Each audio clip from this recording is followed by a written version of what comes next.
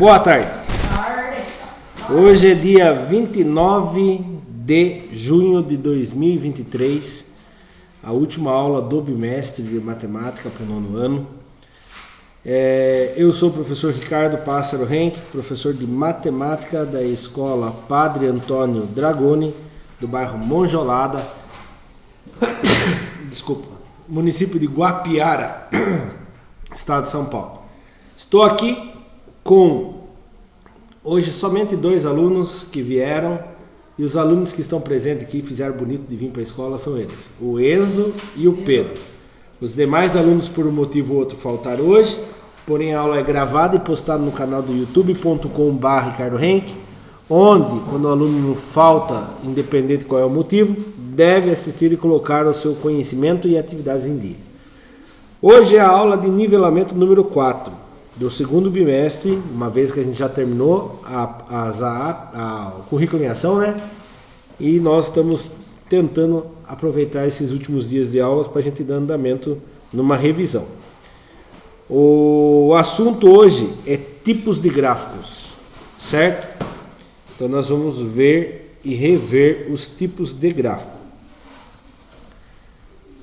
Conteúdo: tipos de gráficos. Objetivos: verificar diferentes tipos de gráficos, ler e interpretar informações e gráficos e utilizar os dados para resolução de problemas. Para começar, vocês sabem por que usamos gráficos para representar dados? Vocês sabem ou não? Não imaginam? Fica mais fácil de fazer a leitura, tá? E como escolher o melhor gráfico? Tem um gráfico que é melhor para uma situação, tem outro gráfico que é para outra situação. Isso, tem colunas, linhas, tem a de pizza, né, que é os setores. Tem um lá, por exemplo, quando você vai analisar alguma coisa no decorrer do tempo, qual que é o ideal para usar? No decorrer do tempo. De linha, muito bem, isso mesmo. Então lá, para começar, os gráficos são recursos visuais, muito utilizados para facilitar a leitura e compreensão das informações e a divulgação de pesquisas em jornais, revistas, panfletos, livros e televisão. Né? Quando chega na época de política, parece tudo gráfico lá de intenção de votos, né? Parece tudo quanto é tipo de pesquisa e eles mostram em gráficos, para ficar mais fácil da gente visualizar. Para escolher o tipo de gráfico certo, vocês precisam ter em mente o seu objetivo com ele. Se querem comparar valores, mostrar a composição de algo, mostrar a distribuição dos dados, analisar tendências, entre outros. Foco no conteúdo. Aqui estão os gráficos. Gráficos de setores. É esse do círculo aí, certo? Gráfico de setores, também conhecidos por gráfico circular ou popularmente gráfico de pizza. É ótimo para analisar e comparar categorias de dados em relação ao todo, onde o todo equivale a 100%. Então, se for alguma coisa que não chega a 100%, não dá. Né? Por exemplo, intenção de votos dá, né? O candidato Enzo tem 70% de intenção de votos. O candidato Pedro tem 30%. Os dois juntos dá 100%.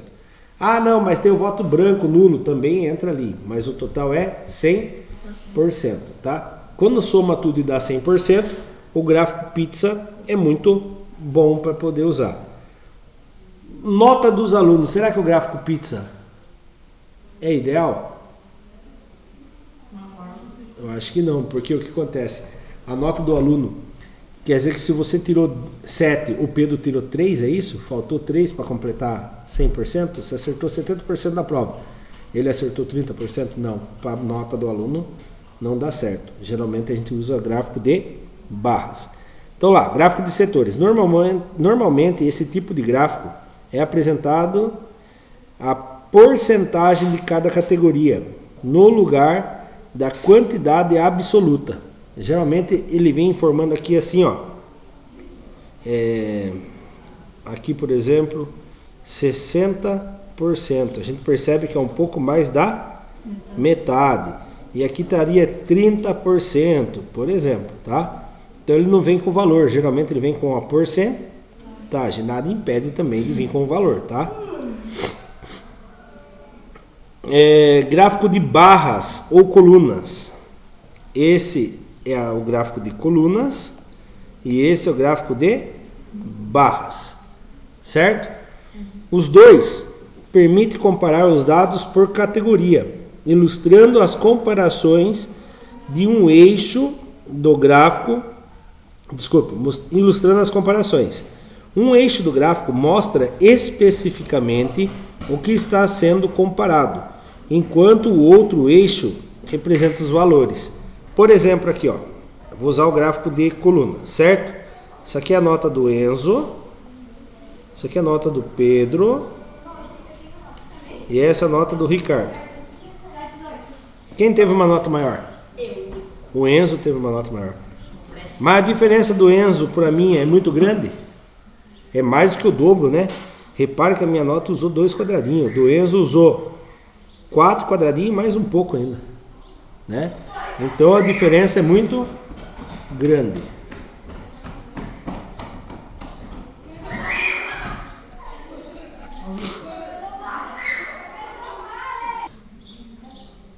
Continuando então, a nota do Enzo a gente percebe que foi maior. Quem teve a segunda maior nota? O Pedro. E a diferença do Pedro com a minha foi muito grande? Não, pouca coisinha, né? Então a gente consegue perceber olhando o gráfico. Não precisa ficar analisando o número, certo? A mesma coisa seria nas barras. Enzo, Pedro e Ricardo. A gente percebe que o Enzo foi o que foi mais longe. A nota dele foi maior. Certo? Então um eixo dele mostra o nome do aluno, no caso aqui, e o outro mostra o valor da nota. E geralmente ela vem acompanhada da nota, tá? Vamos supor 9, 7 e 5. Certo? Alguma dúvida? Não? Continuando. Aí tem o gráfico histograma. Permite visualizar dados usando barras de diferentes alturas. Repare que as barras têm diferentes alturas. No histograma, cada barra ocupa números em intervalos. As barras mais altas mostram que mais dados estão nesse intervalo. Ele é muito utilizado para resumir grande conjunto de dados, comparar dados e comunicar graficamente informações. Então, a gente consegue perceber, é parecido com a de barras, só que ele vai contando um histograma lá, a evolução. Oi? Isso, ele vai andando assim, né? Agora, esse aqui é muito usado. Gráfico de linhas ou segmento. Utilizado para representar valores em um período de tempo. A partir desse gráfico, é possível identificar o comportamento dos dados ao longo do período. Olha aqui, por exemplo. Se eu fosse imaginar que as notas nossas ali também, certo? O que você quer ser, Enzo? Você quer ser o laranja ou cinza? Você já era o laranja, né? É isso? Já hoje? Ele era o azul. O azul? Enzo. Você era o laranja? Pedro e eu. Olha o Enzo, ele tinha a maior nota no primeiro bimestre. No segundo bimestre ele caiu para a segunda colocação, caiu bastante, hein, Enzo? Depois ele deu uma reagida, veio para aqui, aí ele continuou reagindo, certo? O Pedro estava meio fracão, foi muito bem, ficou pior de novo e caiu mais ou menos. Agora olha eu, estava mais fraco de tudo. Não melhorei nada, mantive minha fraqueza lá. Minha nota está baixa ainda. Depois dei uma evoluída e no final passei na frente de todo mundo, ganhei, né? Então, o histograma conta o gráfico linha. Eu quando tinha idade de vocês eu fazia assim. Para eu memorizar eu fazia gráfico linha, conta a linha do tempo, que vai passando o tempo e vai sendo informado. Então aqui poderia ser primeiro bimestre, aqui poderia ser segundo bimestre, aqui terceiro bimestre e aqui quarto bimestre, comparando as notas de 3 alunos. Aqui é só um exemplo. Por coincidência deu certinho nós 3 hoje aqui. Certo? Alguma dúvida aqui? Não? Atividade 1. Vamos ver se vocês entenderam. Atividade 1. O gráfico ao lado mostra as variações percentuais em relação a igual mês. Desculpe, está estranho as coisas. Em relação a igual mês do ano anterior, na produção física de embalagens no ano de 2014. Então ele mostra o seguinte, ele mostra o ano de 2013 e 2014. E ele mostra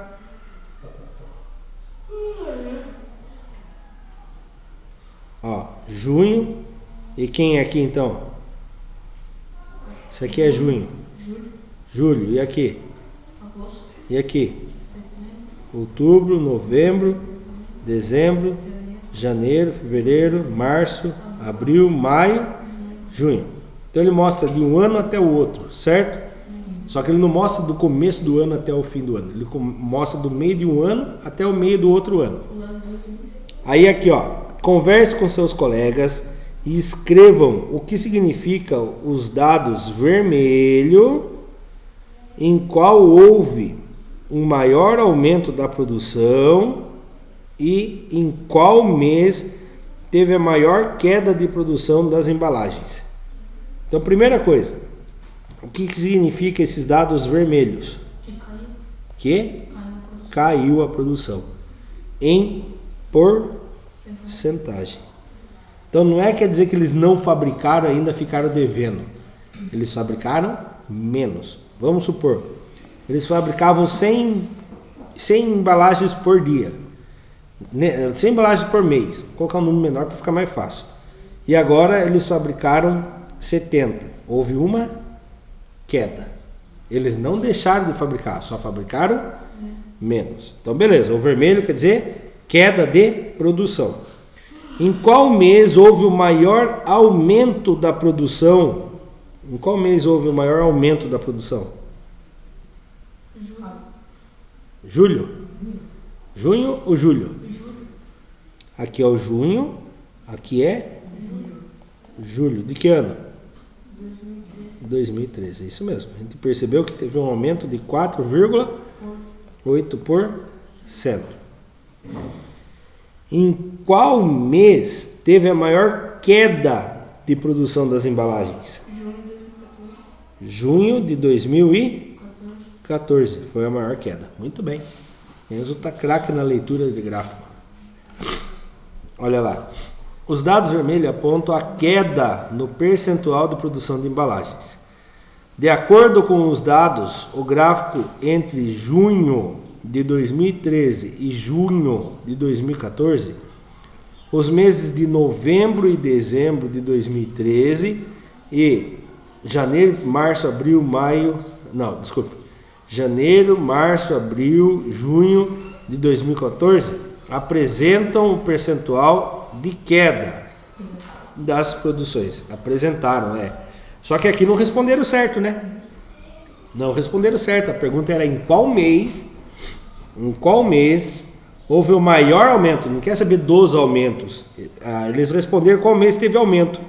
Teve aumento em junho, julho, agosto, setembro e outubro. Depois teve também em abril de 2014. Mas ele não queria saber. Ele queria saber a maior. A maior, o Enzo respondeu certinho, julho. E a menor, junho de 2014.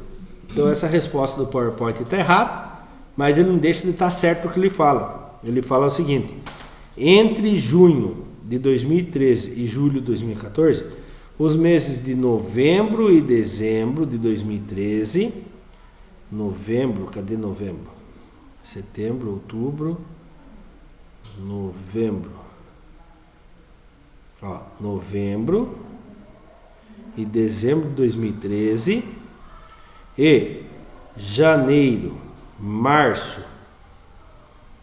abril e junho de 2014 tiveram queda na produção. Não fala qual é o maior, mas esses meses tiveram queda na produção. E os outros meses tiveram aumento, certo? Esse aqui que eu achei estranho. Ele fala que teve uma queda de 0,0. Manteve a mesma coisa, mas às vezes ele deu uma queda de 0,01 e eles arredondaram para 0,0. Até o porquê, ó, divulgação, estudo macroeconômico de embalagens. Então essa informação é uma informação verdadeira, não é fictícia. Tá aqui a fonte, ó, das informações, certo? Alguma dúvida? Olha lá. O mês que apresentou a maior queda, agora eles responderam. O mês que apresentou a maior queda foi de junho de 2014, com 3,4%.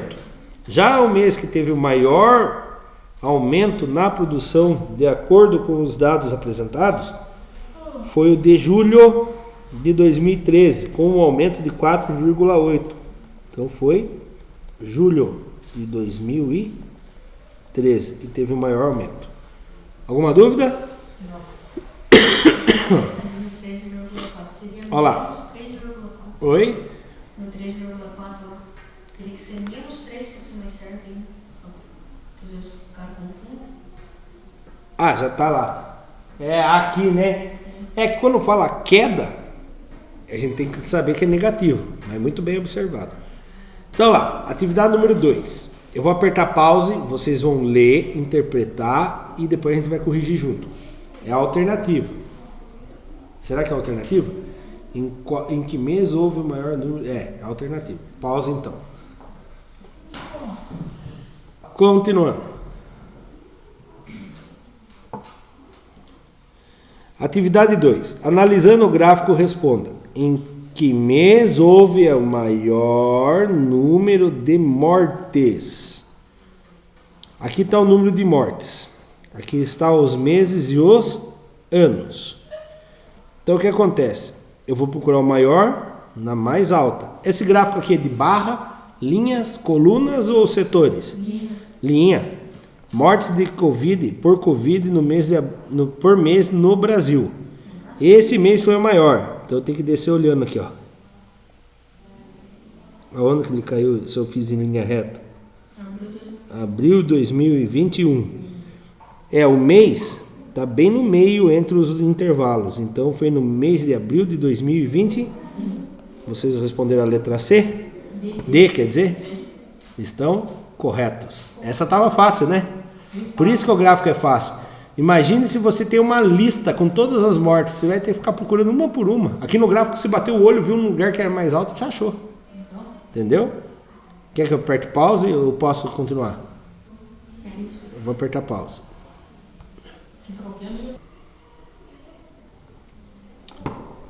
Opa. Essa, mano. Aplicando. Ó, uma questão do portal da OBMAP.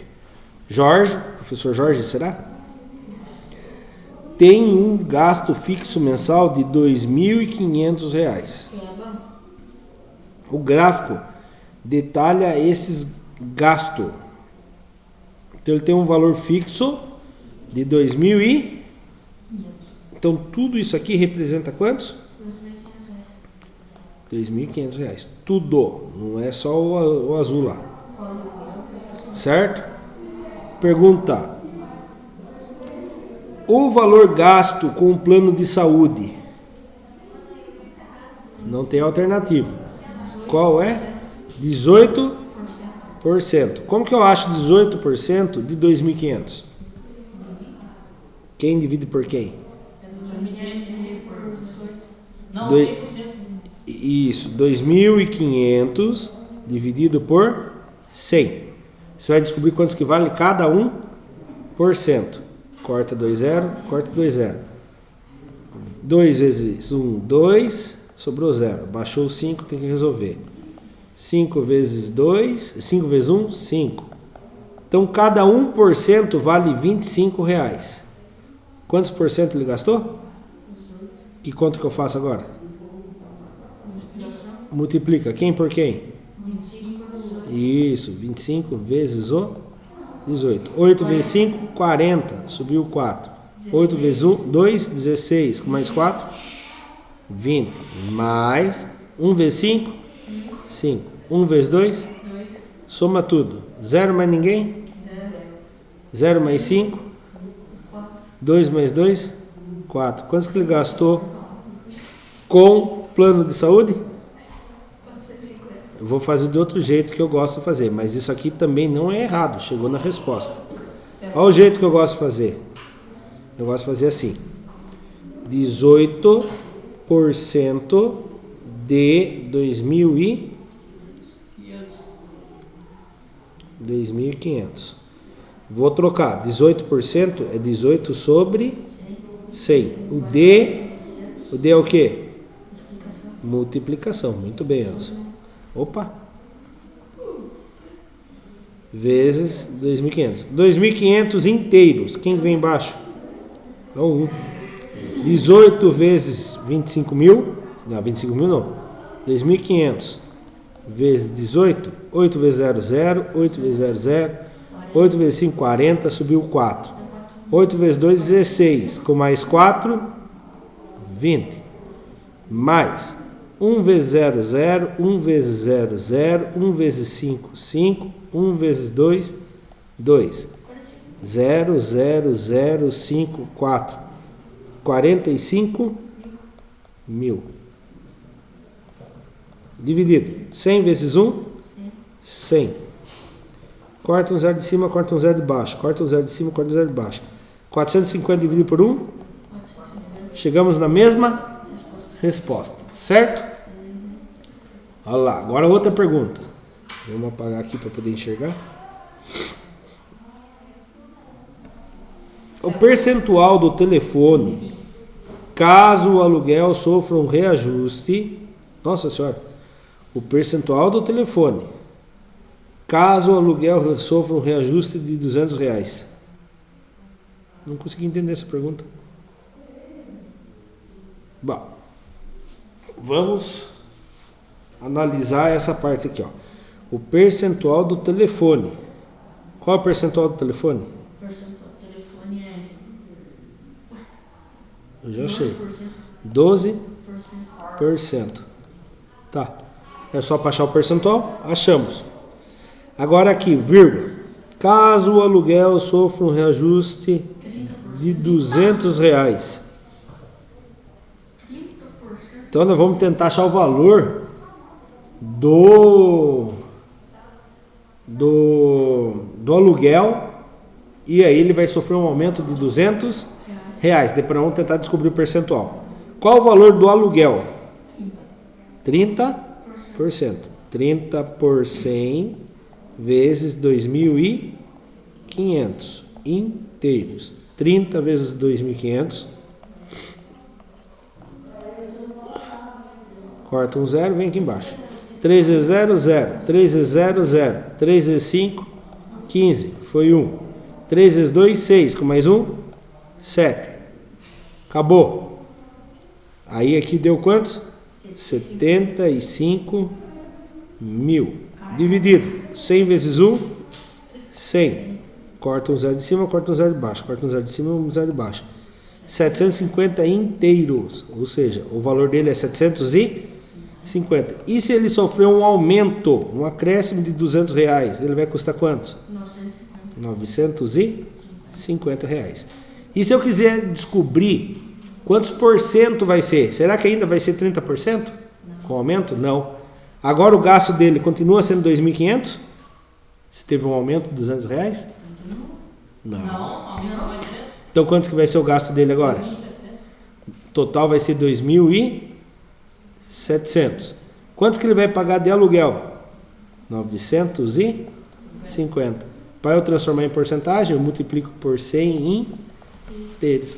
950 vezes 100, você coloca 950 e aumenta 2, 0. 2.700 vezes 1, 2.700. Para facilitar, corta um zero de cima. Corta um zero aí, senhor. Coloquei um zero a mais, né? Obrigado, Enzo. E eu só ia perceber depois do erro. Então lá, corta um zero de cima, corta um zero de baixo. Corta um zero de cima, corta um zero de baixo. Deu 950 dividido por 27. 950 dividido por 27. Quem vezes 27 cabe dentro do 95? Oi? 5 passa. Vamos tentar o 3? 3 vezes 7, 21. Subiu 2. 3 vezes 2, 6. Com mais 2, 8. 5 que tira 1, 4. 9 que tira 8. 1. Como que eu sei que eu acertei? Quando o meu resto é menor que a chave. 14 é menor que 27? É, se ele fosse maior eu tinha errado. Abaixo o 0 e se abaixou, tem que resolver. Quem vezes 27 chega perto do 140?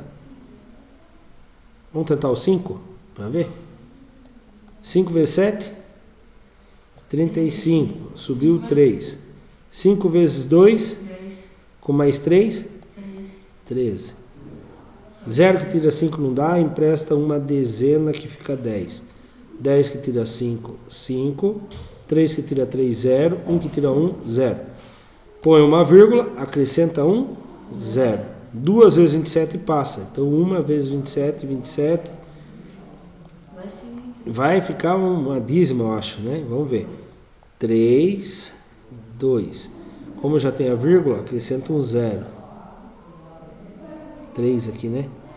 Então vamos colocar que ele ficou aproximadamente 35,1% depois do aumento. Tá? E eu acho que não é essa a pergunta que eles quiseram fazer. Eu acho que eles adaptaram aqui, ficou estranho. Mas vamos ver a resposta. Olha lá. A letra A. 18% de 2.500. A gente faz aquele jeito. Ah, aqui ele ensinou de outro jeito.